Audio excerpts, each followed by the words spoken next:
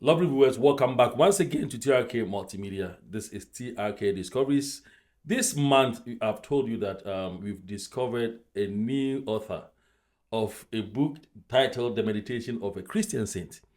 And last week, we had a very, very wonderful episode describing and defining or explaining who saint, like what sainthood is, and how we should live in our society in order to benefit each and everyone. Today, we are continuing with this episode.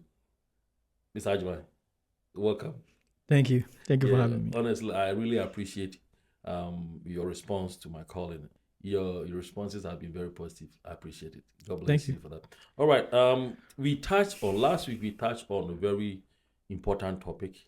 Who is a saint? And you explained a lot. Today, I have just a couple of questions that I think some people who watched it, they've also brought to my attention. So you made it. Let me quote from this book, your book, "The Meditation of a Christian Saint." And before we continue, this is the book that he wrote, "The Meditation of a Christian Saint," and this is what we are dissecting to see who a saint is. It's not about being a churchgoer or a religious person, holiness. It's all part of it, though. But one thing I've realized is that it talks deeply about living harmony in a society. Maybe he will agree with me. Let's look at the chapter 1 of the Meditation of a Christian Saint, the conclusion. If you have one, you can open to page number 13, chapter 1, page number 13. And I will read quote from the book. In conclusion, living saints, according to the Council of Living Saints, are individuals from diverse backgrounds who embody the virtue of selflessness, love, and devotion to the well-being of others, nature, and the divine. The Council of Living Saints embodies and highlights the universality of saintliness and the potential for saint-like qualities to be manifested by people across the globe, transcending barriers of race, religion, culture, or nationality. So this one, when I read this part, it's just I asked myself a lot of questions. Let me underline the word some of the lines. It said individuals from diverse background. What do you mean by that? Well, to start off, thank you and thank your viewers for having me here, and I appreciate your time. I mean, it's a lot of time and effort that you put in to get me here. So thank you. Yeah. So as we talked about the book last week, when we are talking about saints, we are looking at the word in itself as the meaning means set apart. So just as I said, because we as a church has adopted the word and we have given it the meaning as somebody that has died, and then we canonize the person as a saint. But in the word and its meaning as set apart, being used by everybody around the world, then it's not limited to our definition. So if we are looking at the life that people live and we call and honor them as saints after their death, then according to the Council of the Living Saints, which is kind of an organization, and it's nothing new as to say we are having a different church or a group, a class of people who we will say they are saints. It's just like-minded individuals, they are saints. It's just like in the church. We have organized church, we have Protestant churches, we have all groups that identify. We may be different in one way or the other, but we are still one church in Christ. So everybody that we know that can live the life of a saint that we say is a saint. So what are the life that we are living? So, For instance, sorry yeah, for that, for the interruption. It doesn't matter your religious background. Not at all. I mean, if you're looking at the title, it's a meditation of a Christian saint. Okay. If Christian and saint is the same, then it's like two words I've put together. Okay. But we are trying to distinguish a Christian saint from other saints. saints from all over the world. Okay. Yes. So again, we Christians strongly believe that it's difficult as a man, as the nature of sin and fallen nature of man, to live the God kind of life, the saint life. Okay. So you need Jesus Christ to be able to live that life. But again, as we say, there's a difference between God calling you a saint and we calling you a saint. That means if the Pope doesn't call anybody a saint, that means there's no saints, right? God calls people saints. And through men, as the appointed of God or the church, we can identify those people and call them saints. But we strongly believe that God calling of saints is regardless of the church or belief. It's all over the world, since we all know that God created everybody all over the world. Either you're believing in God, you don't believe in God, God created you. So God can call somebody like Melchizedek. He was not even born of a woman. He wasn't a Christian, he was not an Israelite, but the Bible talks heavily of his existence of even not born of a woman, but like Shalom, a king of God, right? So yes, across all over the world, we can find people that live this life, which is saintly. They care for others. They live sacrificial. They are committed to protecting life, defending life. And that is huge in our definition of what is good and evil. Okay. All right. So in this your explanation, how can one who is not God, it's only God who sees inwardly. So how can I see that this person is living a saint-like life? It's a difficult question and a challenging one, in a sense that even Christians, how can you even tell this is a Christian? Is it because he goes to church? Is it because he prays a lot? But in the end of the day, it is who God called a Christian that matters, because the Bible talks about Jesus coming and he's saying, I don't know you, although people will claim I know you. I did miracles in your name. I did this in your name. I did that in your name. But God will say, I don't know you. So in the end, you may know God all you care about, that God knows you. So, but the only way as people, as human, we can tell is the fruit. Whatever that you are doing will tell us, like, oh, okay, this man is genuine or this man is not genuine. Because as men, we look outwardly.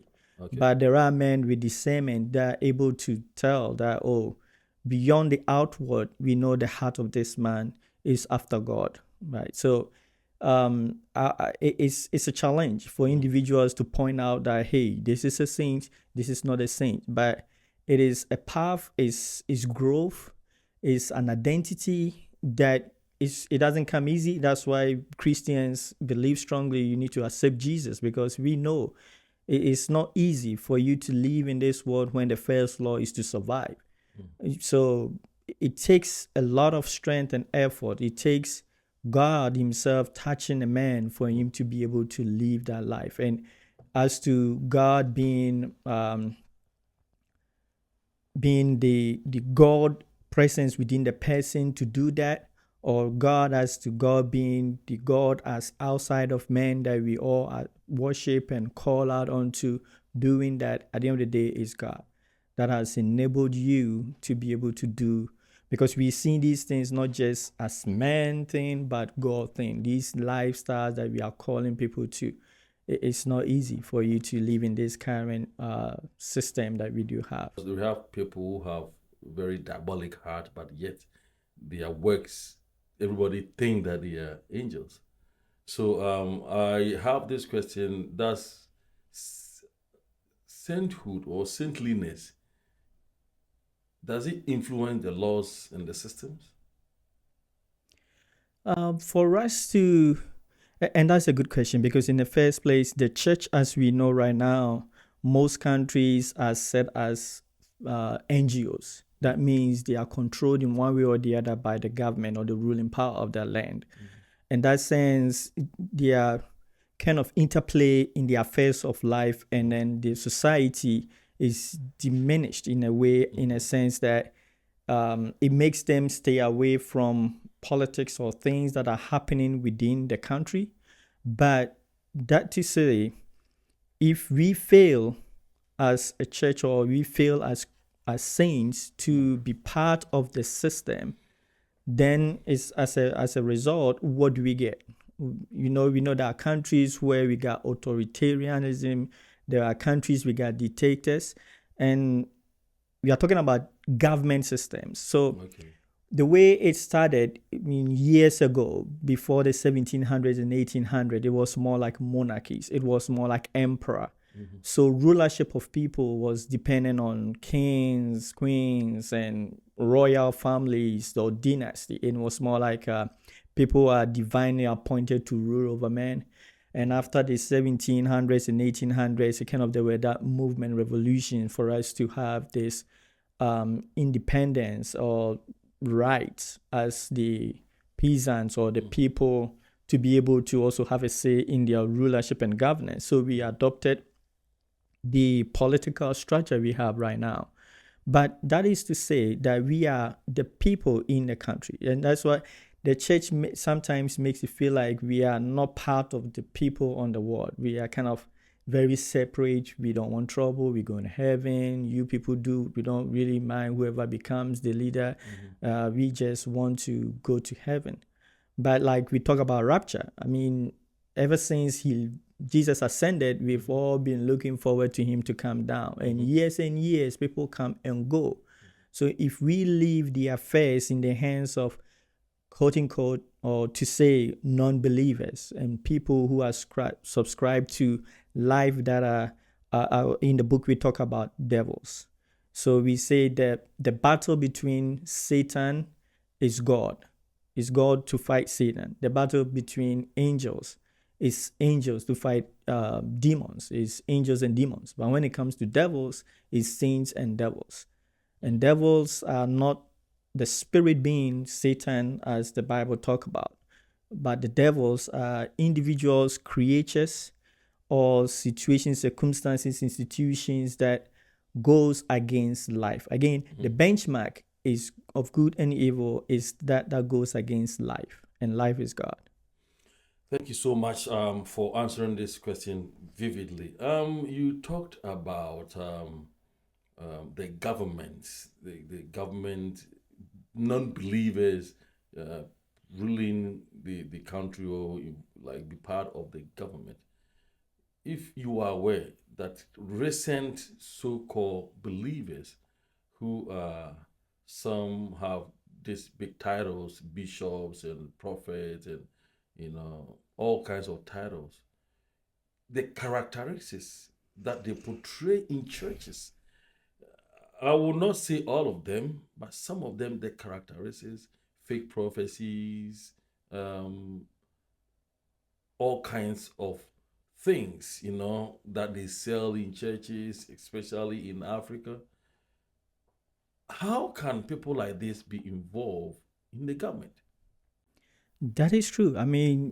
The news that we've been hearing about lifestyles of some pastors, it's not even compared to the so-called unbelievers that are in government. Yeah. It's worse and worse and worse and worse. Yes, but as we're saying, that's we mentioned as there are false prophets. Nevertheless, there are false pastors. I would say there are people who are wove in sheep clothing that are leading people in the name of Jesus Christ. So that we acknowledge. But when you are looking at the saints, that's why we say we have Christian saints and then we have saints all over the world. Okay. So I wouldn't say the standard of a saint is higher than the standard of a Christian because, again, as we said, even in the book, I try to distinguish between a Christian and then a saint. Because the saints, as we in ourselves, it is kind of a higher, elevated moral fortitude than to think about who a Christian is. And that is to say, not a Christian is not lower than a saint, but it is a matter of words.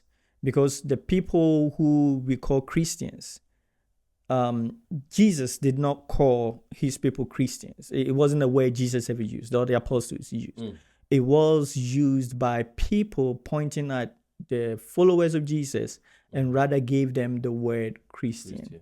And over years, we all have come to understand that word and use that word, and which means just followers of Jesus Christ. Okay. But the Bible talks about the apostles calling the people, the church, the followers or the Christians, saints, because there is a higher calling that God has called them to. If we understand saints to be a higher calling, then that is the higher calling that Jesus or the apostles themselves acknowledge the followers to be. But like we talked about last week, that even the Christians have their struggles, or even saints have their struggles, because Paul in one breath will say saints, and in another breath admonish the people in the church about the wrongdoing, divisions, and evil things that they were doing. That says that there are also people, as I said, all over the world that are also evolving, changing, putting aside the old man and then picking up the new man, transforming, which in a way aligns with Buddhism or the Zen, or which I'm not so much into the Eastern culture, but that is to say that that kind of call to a higher life, a higher self, it cuts across. It's not just Christians. It cuts across all over the world. And if we have these people in places like power, in places like any circles of our life, then because most importantly, if you look at the world, it's run on trust. Everything is on trust. I mean, you go to buy food to the restaurant, you trust that they cook the food right. You don't just bring some test or microscope to inspect the food. You are in a plane. You trust the pilot. You even don't know the pilot. If that he's drunk, he's whatever color, whatever religion, you've no idea. You just get in there. You trust that it's gonna work. You go to the hospital. The doctor says this medicine. You are not. I mean, nowadays people do check on the prescription, but yes, you trust it. If the doctor say lay down, doing this, it's built on trust. So in the end, if we don't have people who are kind of God, when we talk about God, right? God, we are not just talking about the person of the being who is outside of us, but the very life which is within us, which, I mean, God created everything. So it is the essence of God, as mentioned last week, the essence of God within us. If you love that life within us, I mean, the trust that we gave you, you would not go against the trust. Okay. All right. Thank you so much for this part. Ladies and gentlemen, we're going to go for a short break. And when we come back, I have this serious question, because we've already mentioned about the government, people in power, and I have this serious question. Don't go anywhere. Remember, this very episode is being sponsored by Mr. Agyemang himself. And if you want to know where you can get some of the book to buy, the title is The Meditation of a Christian Saint. You can get it in Amazon. And the price is $15. $15. Just $15.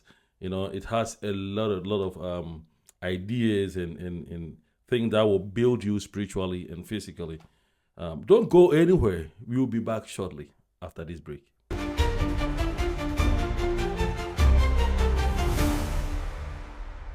Ladies and gentlemen, welcome back to TRK Multimedia. This is TRK Discovery, and we are still here with Mr. Agyemang, the author of The Meditations of a Christian Saint. And I still repeat, if you want to get a copy, please go to Amazon, type The Meditations of a Christian Saint. What is this? The Counsel of a Living Saint. What is it? Is it, so which one are they going to get it? Is it the Counsel of a Living Saint or the It's both, yeah. If you type both, you're going to get it. Either of them, either the Counsel of a Living Saint, Counsel of Living Saints, or the Meditations of a Christian Saint.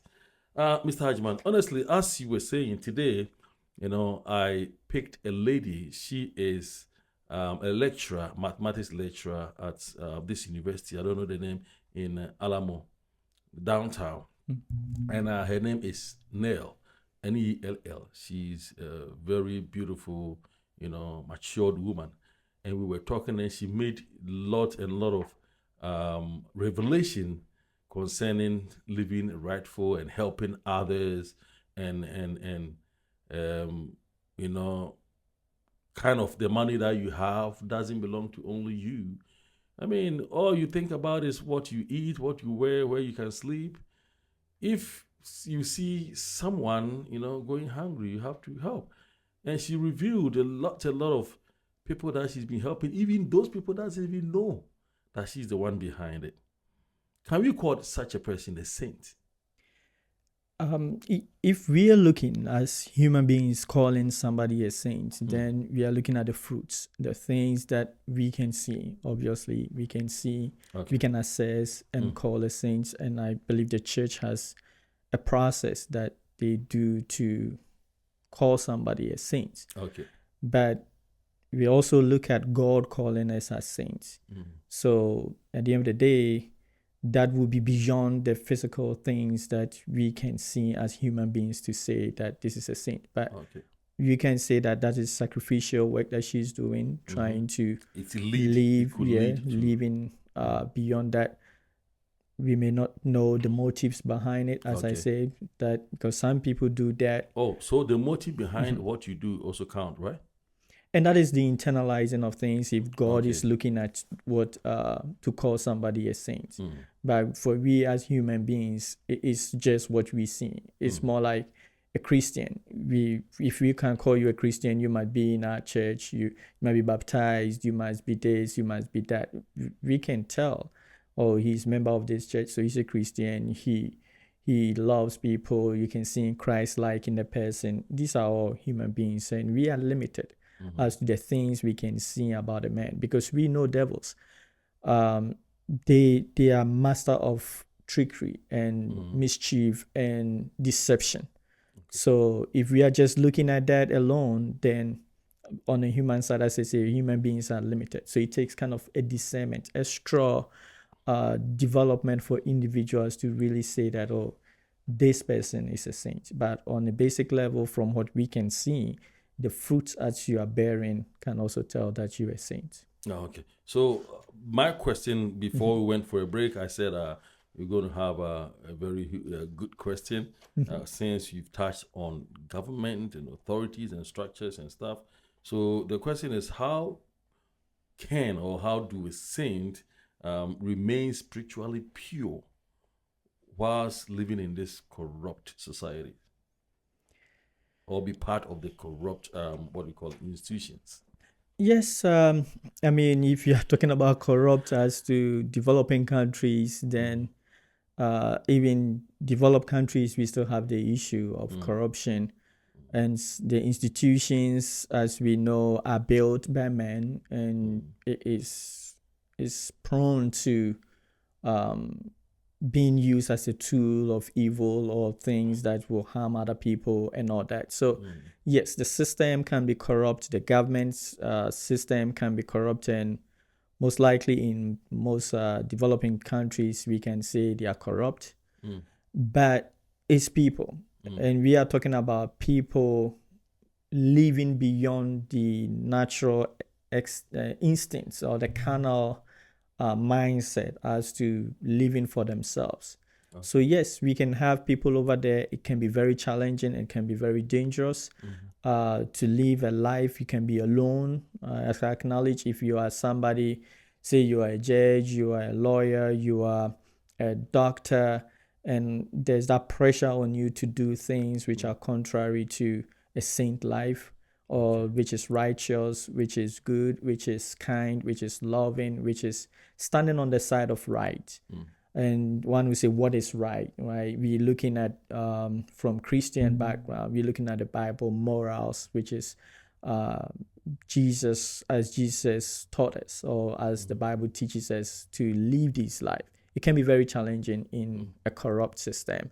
But that is the challenge we all face, whether you are a doctor or whether you are just somebody that sells something on the street.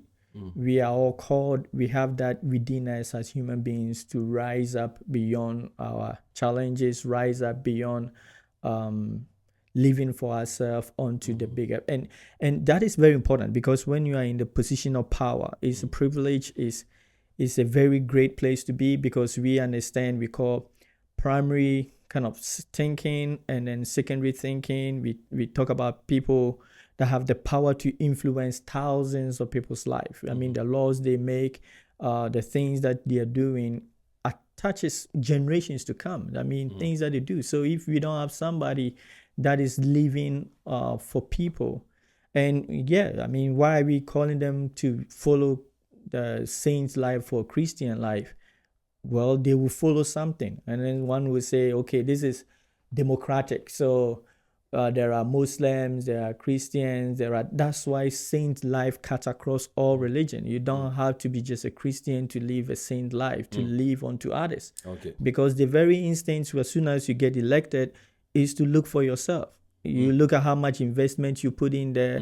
There are other elements. There are people that also give you money, campaign to do the wrong thing or do something that will benefit them.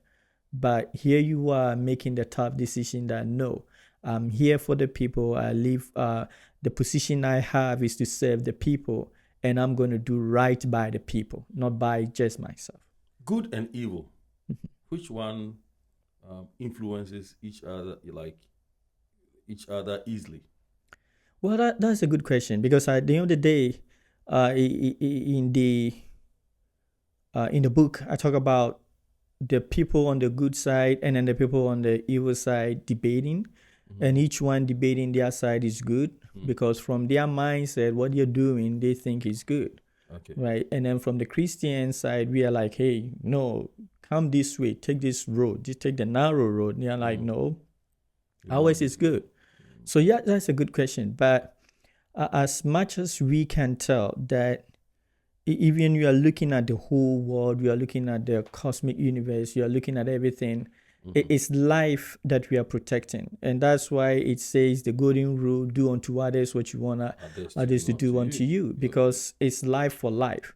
So for the good, what we call good is anything that sustains life, that grow life, that cherish life. And for evil, we say things that take away, steal, kill, and destroy life. If whatever that you are doing, the motives or the action is to steal, kill, and destroy life, which we know life is God, then that is deemed as evil. Okay. All right. So I'm back to the chapter 1 conclusion. I want to build this argument based on what you have here, because you talked about the government. I have the saints are individuals from diverse backgrounds who embody the virtues of selflessness, love, and devotion to the well-being of others, nature, and the divine. So let's take the divine off and say the well-being of others and nature. I'm taking you back to our country, Ghana, looking at the way it looks like the people, the chiefs, the authorities, the government are not even concerned about nature, the way we, the people, are destroying the nature, and they are doing nothing about it, because the so-called people in government, some of them are behind it, and they can't say it. Superpowers are behind it, and we can't say it. How do we address this issue? Because Galamsey recently, they are putting chemicals in the water. Let me give you an example. I come from an area where we don't do Galamsey. Not that we don't want to do. Maybe we don't have the diamond and the gold and those things, these minerals there yet. The Galamseys are the operations are carried out in maybe Ashanti region, Eastern region most. I'm from Central region. I'm in Aguna Diakwa. We have source of water from Aguna Kuyako, Ayensu River. Ayensu River is in Eastern region too. Do you understand? So right now, when you look at the river, everything is turned like it's turned like a blood. Though we don't do Galamsey over there. Right now, we are being affected because the dam that provides the taps, that dam is shut right now because everything going through the dam is dirt. And the government is doing nothing about it. Nothing. the rules, the well-being of the people is minus over there. How do we address such issue? How can we get saints in our society to address such issue? And that is I would say that is why we have the book in the first place, to bring people to a level to understand that they are able to live that life, and it's not limited to one religion. That if you want to live beyond kind of our selfish desires or selfish being, that it's kind of the ego. It's kind of our carnal set to being on this world, and it's like it's just me, and it's just this 70, 30, 100 years I'm living, I'm just caring for myself. Okay. So the question as to how it's a difficult thing. I mean, it's sad, and it's difficult in a sense that for them not to acknowledge the fact that nature in itself pray to God. Yeah. And everything that have life in it, as we know, is from God. Because out of one being, one essence, we believe everything came into existence. So everything in itself, as the Bible says, it teaches us about God. And you are coming into this world 70, 100 years, you are gone. You came to meet it, and then you made a mess of it. That years and generations to come. And life is cause and effect. Whatever that you're doing, imagine Adam did one thing according to the Bible, and years after years, generation after generation, people are still suffering for it. So everything that we are all doing is kind of interconnected. The environment and ourselves, we are impacting each other one way or the other. We may not see it. It may be years to come. So as they continue to do this thing, they are impacting the land, which in itself, I mean, in those days before Christianity, we know we call it Asasia. And you wouldn't do that and think that Asasia will not respond. So Christianity or not Christianity, nature in itself call out unto God. Yeah. So them doing that is not right, and it's wrong. It's wrong. But how to stop it? Because we do have government and institutional structure. It's kind of we are just relying on that, or people coming to the awareness. It's because if the people in power allows things to go on, the structure requires that people protest. People use the government and then lawful means to stop it. But here in this case, people too are also involved doing galamsey. So it's like they are both destroying the same thing. And how do we tell one to stop while the other one is still doing it? So it will take kind of an awakening for the people, for like as myself doing this in a book, somebody somewhere also on the street, maybe in the schools, we need to start teaching the kids that is wrong. Is even their parents or whoever is doing it is going to impact them. And perhaps maybe the universities too, we begin to teach people to be aware that these things are going to destroy. And then of course, the people in government too, either we change them for them, or yeah, or as I said, if we are using the legal system, then we wait till they are gone, or if other means possible, then we have to. We can stop them from here. We can stop them from this studio. And those who are listening to me, this issue is very, very important. As same way I can galamsey. You be an say or the gym. You understand? For us to fight the galamsey, we cannot fight with physical hands or legal system. That's just like what we're saying. Maminka semenchro. Oh yeah, galamsey. It is in your own way. You don't have a baby right now. Usa, because you are eager to have cars, to have riches. Na ya kacho say, Japan ye kwa twi obema munsuo. Fe wa obema ho na twi. Ne kunu. Na fa munsuo no bra na me ma sika a ensada. Obekwa kodi sika no. Ubedi sika ne be wie no. A obeye rich no. na fe unni akwara a wodi sika na ehwe no wenyi no na wunni obi a obetra ho mpo aka say me suma. How about that? If you're saying that your premise was that the person will cherish having a kid, yes, right? But if the person doesn't cherish having a kid, then they'll continue to do that. What I'm trying to say They'll is continue to do what that. I'm trying to say is that the politicians or the so-called big men who are sending them, the young guys, to go and do it, they will die, okay? And 20 years to come, these young guys who are on the grassroots doing the galamsey, you will grow up to become big men. At that time, the land is already destroyed.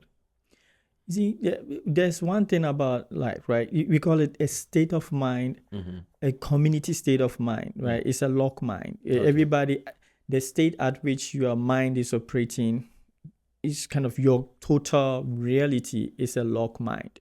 And what it means is that no matter how, because it's still going on right now. So the results, the impact, they see it, but they're still doing it.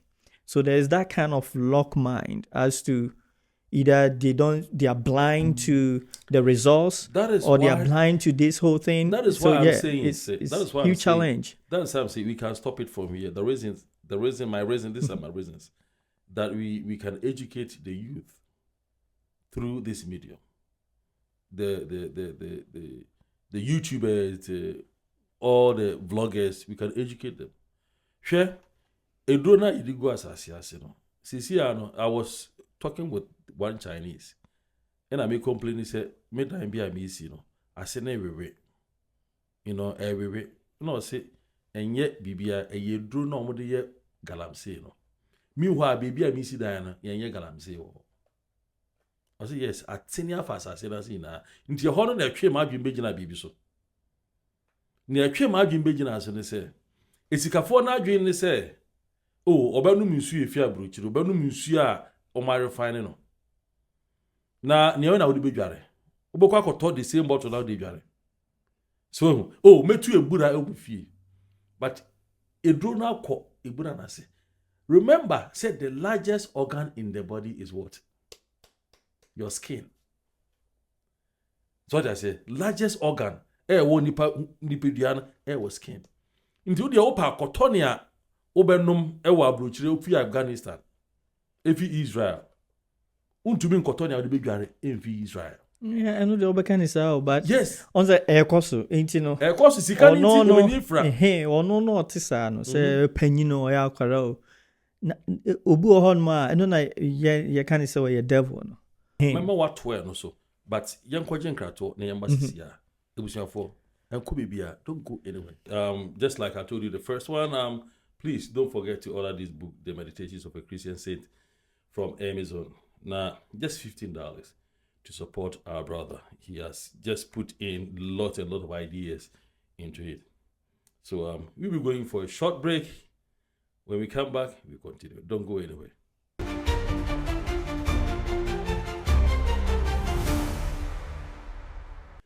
Lovely viewers, welcome once again to TRK Discoveries. We are still on the Meditations of a Christian Saint. Go into details. This book, what this book says. We have the author here, Mr. Agyemang Bonsu, sorry. Mr. Agyemang Bonsu, sorry. Yeah, I see it. We have Mr. Agyemang Bonsu here with us. Mr. Agyemang, welcome once again. Thank you. Yeah, we were talking about the government, the involvement of government, and how can a Christian or how can a saint live a righteous life within the circle, which is whilst he's also part of this institution called the corrupt institution, because you did not do it for these people, you didn't do it for me. That is a hallmark of a good saint or a good Christian. And we came to galamsey. Why is the government not doing anything about it? When you say, we can't do anything about it, any day we can't do, but this is diamond, this is gold. Exchanging this with paper. Exchanging diamond and gold with paper, just paper. I'm here to see a better tea. That bomb is me no mean to me keep. But paper me yen see better. Because of this, we are destroying the waters, destroying the land, killing people, because diamond and gold, a lot of sacrifice before they can get it. They know it. Call, a whole lot. But the government is not doing anything about it. How do you think, like, we can tackle this issue? The government can tackle this issue without, prejudice or without hurting the feelings of the people. Yeah. Well, as you said, it's paper. So at the end of the day, they get a diamond, they get a gold through galamsey, and they use it for means. It's a means to an end. So I would say, if the government itself is not involved, right, it's not corrupt and behind the scene doing it, even when the people stop, it's a certain group of people that is stopping, but another group of people which is controlled by the government will still be doing it. So, and that's how I think some people kind of argue as, hey, if we stop and the government is getting people to get the goals, why not we do it, right? So they use it for a means. It's a means to an end, to get what they need in life. I mean, generally speaking, right? Some will sell it to get the money for what? To buy something. So I would say, if the government will make available work, right, other than the galamsey that are people doing, I mean, compared to other developing countries or developed countries, the job that is available for the youth to do is minimal, or kind of unemployment is high. So is there a way that we can create jobs that will take people from the galamsey to another place of work? And secondly, are there things that we can improve in the life of people in our country that will make sure that people will live better life, and kind of equally the same as, if I do galamsey, I get this. If I do this job, I get the same thing. Why would I do galamsey for that, which at the end of the day is going to do that? And then you mentioned about education, as we are all here trying to let people be aware, but talking alone will not solve anything other than people coming and taking it at heart that no, or coming to their realization through the churches, wherever people are meeting, that discussion needs to be heard, and people needs to be, I mean, in terms of using the judicial, what they call the police or the laws, also enforcing the laws. That's also another way we can. But as again, if we don't have things that will replace the people from doing it, it is well known. It's more like marijuana or forbidden fruit. If you forbid it, more people tend to use it than you make it free. So it is still going to go on until there is kind of a replacement for what made people do what they're doing for the other one. And then the change of hearts, and then you have education, you have the government itself not doing it, because as I said, if they are doing it, then there's a way. If people don't have jobs, people are suffering. When you pay them to do it not for themselves, they will still even do it. And in that end, they are not even doing it for themselves, they're doing it for other people. Don't have patience. Because I watched this video on YouTube, and there was this 16 or 17-year-old, high school student. He's a day student, and he used his father's cocoa farm. They lived in village. He used his father's cocoa farm for poultry. This kind of free-range poultry. He has nice pens for the fowls, and during the day he leaves them to go and but he guides them like David. He guides them really, really well. And he has made a lot of chickens. He's making a lot of eggs, and he's using part of the cocoa farm to make fishery. And this is somebody who I think is serious in life and want to make money through genuine way.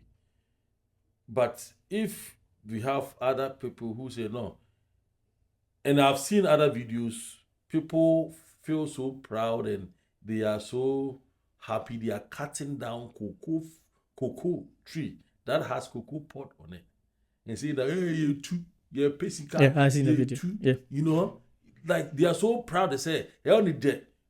Onimu say, only that actually no say no. Utu, opesika, utu. Diamond, you need a baby, I want to be a baby. Don't you think the people are, I don't want to use certain words, but they don't have patience to wait for a to mature for harvest, and they want quick money. Yeah, the world is changing. I mean, they're looking at videos, Facebook, YouTube, and they see people living flashy life, people making it. So they're like, why not me? I want it then now. I want it now rather than wait for it.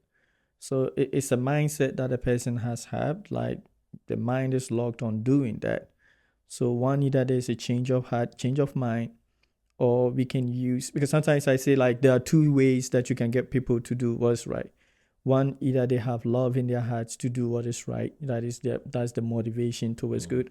And then also you have the law, because there are so many people that like they will not speed if there is a police on the road. They know the law. They know there's a law and the law is enforced, so they will not do it. I got here. You know how I made this studio? How long has it taken? More than 3 years. More than 3 years, and I still believe in my dream.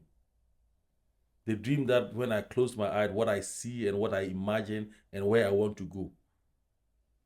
So I have patience and I'm building it. That's good, but we are dealing with people, right? People came into this world. Imagine we all didn't know. No baby at the hospital when they was born, you would say he would grow up to be a galamsey or be a killer or be a rapist, right? Although when we read the Bible, it talks about how God waited until Seth, who was born after Adam. So the question is, those that were born before Seth, were they not Adam? So like from Abel to Seth, whoever was born, the Bible is kind of saying they are not like Adam. So although we can say some traits that a child may be born and he has that trait within him to do something bad, right? But generally speaking, children are innocent, right? But when they are growing up, they grew up to have that kind of mind, or he had that spirit, or he has that not say capability, but rather that affinity to do what is wrong or that hurts other people. So yes, I mean, not everyone will have that patience that we have or would another person have, and that's why there must be that the church, the council, there must be. I say you can't expect from a man things that you've not planted within them. It's just the same as I said, he was born, he wasn't that. That needs to be planted within the people. Okay. So if we're going to change it, it starts, as I said, in the school system. It starts with enforcement. It's not going to come easy. That if the person get a particular lock mind, a particular mindset and a way of life, it's never easy for you to just say it and they change. Unless from Christian perspective, we know the Holy Spirit can touch a man's heart and then turns a man from an evil way to a good way. But other than that, you can talk all you talk. Their mind is set on destruction. They will destroy the land for just some penny on the dollar. We're going to end here. But, I'm sad, honestly. It is a sad situation. Is it a sad situation? And again, that's why I believe in evangelism. Because we live in a system that is democratic, that means that majority carries the vote. Okay. So if the saints sit on the fence, then virtually you are getting people who are not, to say devils, who will be running things. And they will run things the way that suits them, greed, distraction, death. Because I know in scriptures it says that when the righteous man rules, there is peace, there's life. But when an evil one rules, is trouble, there's death. Yeah. Okay. Thank you so much, Mr. Agyemang. Thank you for having me. I really appreciate. I wanted us to dive into chapter 2, but because of time, pretty much chapter 2 talks about some of the characteristics which we've already mentioned. About selflessness. Before you go, let me ask you in 1 minute. I don't want you to take in 1 minute. How do we raise saints in the society? How do we raise a saint-like characters in our society?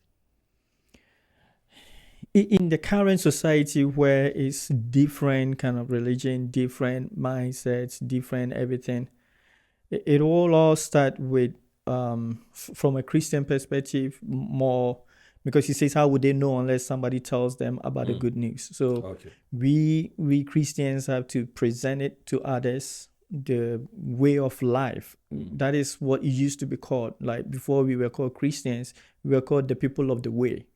That means we find a way which is way of life. So one is that, and two is the whole education system needs to change, because for post-colonized countries, people that were colonized under slavery, sometimes they still have structures, education system that is built on colonization. That means to keep the people in a certain way for the masters to still control them. So that needs to change. And then the whole education system that raises people to look for jobs needs to change, where To raise people can to be very innovative. not just innovative, like people will be transformed onto a higher life. Like, I mean, we're teaching you to love life. We're not just go and look for job to survive, or because at the end of the day, if you're an engineer, you are a doctor, you are that, we all finish and we have to go look for job to survive. I mean, if that is the motive, then we are not raising people who actually understand the course of life, understand life in itself, how to live life in itself. I mean, it's sad that we could have such education system that produces individuals that are only geared towards survival rather than self-survival, rather than maybe survival of the whole.